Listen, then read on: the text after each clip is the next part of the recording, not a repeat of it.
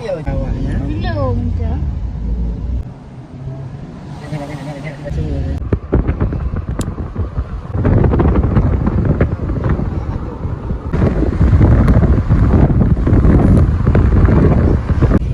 Oh ya Allah.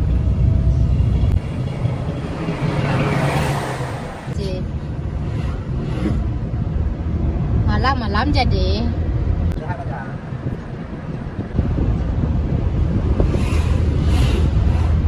Nanti tu nyambi ganggu aja lah. Jawab penggula. Lagi jalan di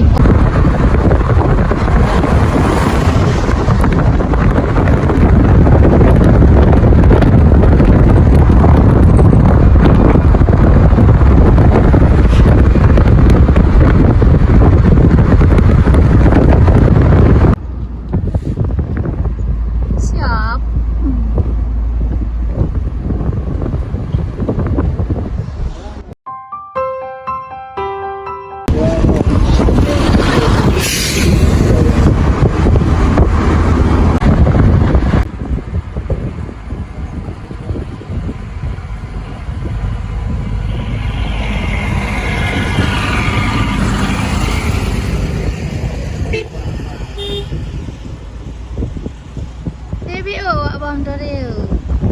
Lewat dia. Baik deh.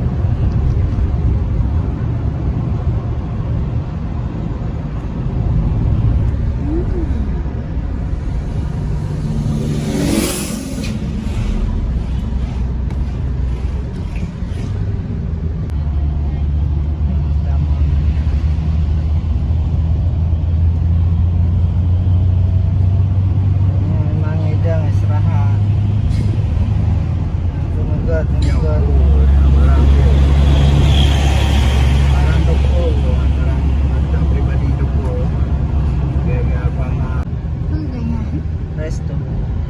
Yang dah banyak nak lebih. Kamu beri. Oh. Yang tu. Ha? Boleh jom. Yo apa dia? Yang betul.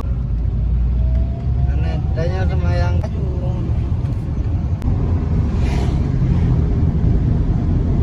aduh mudah giling ya tren. Mudah. Deh. Ambil bayi. Oh, mereka menang. Dia tak boleh. Baik kau.